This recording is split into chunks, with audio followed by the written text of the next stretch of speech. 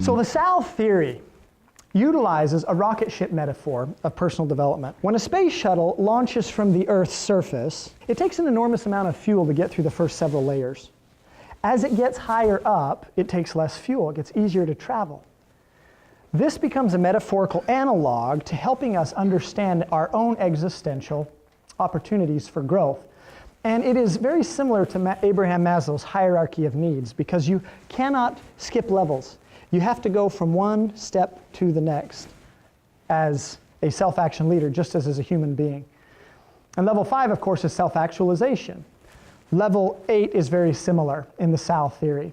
So what we have now here is we have this metaphor. Here's the atmosphere, here's outer space. We have the troposphere, the stratosphere, all the layers of the atmosphere, and then deep outer space. And this becomes a metaphor for our own existential growth, whereby we pass through different stages of education, stages of practicing, stages of refining and polishing, eventually realizing actualization of our own.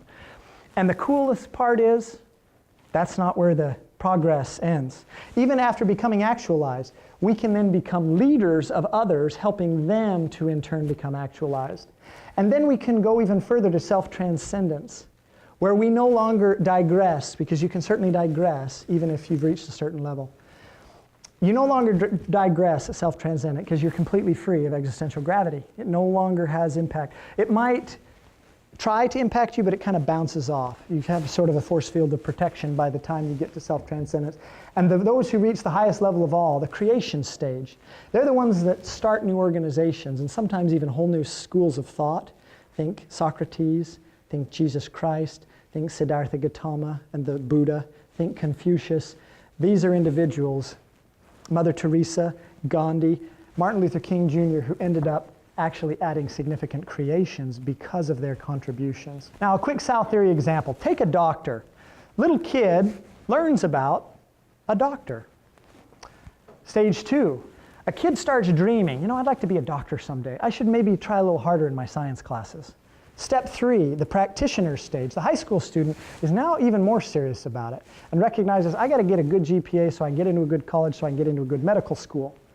Okay, the refining stage, typically the hardest of all for most self-action leaders, is the one where the dream hits the reality of the hard work required to accomplish that dream.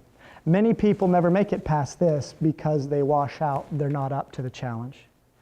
That's why we call it a refining. It's literally a refining by fire. Sometimes just the sheer difficulty of the task. Other times there may be a death or an illness or some other terrible thing occur that causes a great trial in your life. Okay, then we have the polishing stage where you finally graduate. You're on your way. And you're fine-tuning as you then eventually become a doctor. And then at some point, you go to the leadership stage. You're now managing other doctors and leading and helping others to become fully actualized. And then some will even go further than that, where they say, you know what? I think I'm going to go start my own hospital. I think I'm going to go start my own movement. Or they come up with a cure that is dramatic. Now, this is a very generic example, but I share it with you just to give you an idea of how this process works. Now, existential standing, okay, the level that you're on at any point. Just another quick definition. Now, pursuing existential growth is made possible by liberty. Now, people have different beliefs about why we have liberty in the first place. Okay, and we are fortunate as Americans to have additional liberties based on our Constitution and our country. But regardless of what your beliefs are, the fact is we are at liberty to choose our thought, speech, and actions. Okay? But liberty and freedom are not really the same thing, or at least we have taken the liberty to make specific the definitional differences for our seminar here today and at Freedom Focus. Okay, liberty, here are the dictionary definitions, and you'll notice that even in the dictionary definition, there are some nuanced differences. And we build on some of these nuanced differences to define them as follows. Okay, liberty, this is the right to choose what you're going to think, say, and do. Also involves state-granted rights, such as those given to us in the Bill of Rights. But freedom is a rather different matter. Freedom are personal liberties that you earn as a result of the choices you have made. For example, I'm a runner. I love to run, and I've run 13 marathons. And my goal has been to achieve the elusive feat of qualifying for the Boston Marathon. And you know what? After 13 times, I have not achieved my goal. Okay? I have the liberty to sign up for a marathon and try to qualify for the Boston Marathon. But whether or not I have the freedom to actually go to the Boston Marathon depends on my training, depends on my nutrition, both of which I've found have sometimes been lacking, especially in the nutrition. I love fast food. I love soda pop. That doesn't help your marathon time. And when I make those choices, see, I can't choose the consequence. I can make the choice, but I can't choose the consequence. The result will be what it will be based on my choices. That's just universal law at play. So whether or not I am free is very different than whether or not I have liberty. And that's the difference in our definitions.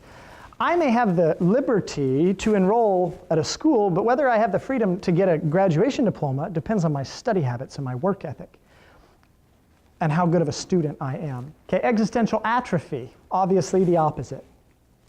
It can take someone in a really positive situation and cause a digression, tragedy, but it happens every day. And to a certain extent, we all deal with existential atrophy. Everyone has a different scale and a different degrees of that, but we all experience it throughout our life. 2 steps forward, 1 step back, as the saying goes. So it's not a perfect road that we've traveled, but with self-action leaders, with the goal of existential growth, we have something, we have a star, so to say, that we can shoot for. We have an ultimate goal that we can look towards, becoming fully actualized as a human being. Okay, once again, we talk about Hitler and Mandela. There's also something called the dark shadow of existential growth. And what the dark shadow is that if you study the life of someone like Hitler, you're going to notice that Hitler rose through all of the same basic ranks, but he did it doing the wrong things rather than the right things. Now we know they're the wrong things because history eventually proved him wrong. And he ended up ignominiously with a bullet in his head of his own doing instead of having a worldwide honoring audience at the funeral of Nelson Mandela. So history proved it wrong, but in the midst of building the Third Reich, okay, it looked like this. He got to the creation stage. He created a remarkable empire before it was destroyed.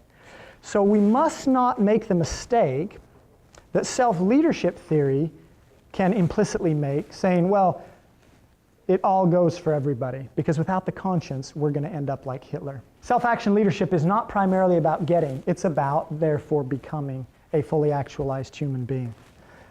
It requires time and effort and lots of them. As Josiah Gilbert Holland, the great poet, said in his poem Gradatim, heaven is not reached at a single bound, but we build the ladder by which we rise, from the lowly earth to the vaulted skies, and we mount to its summit round by round.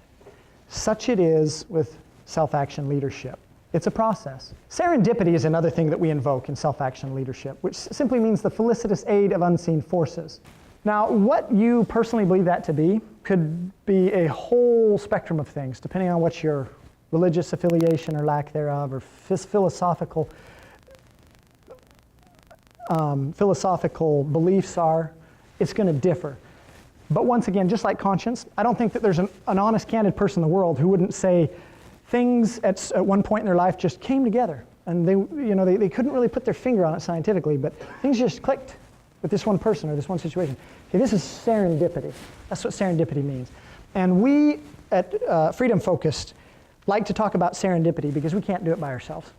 Okay, we need the help of others, and we also need the help of serendipity. Okay, and whatever that means to you personally, obviously you're free to make those interpretations.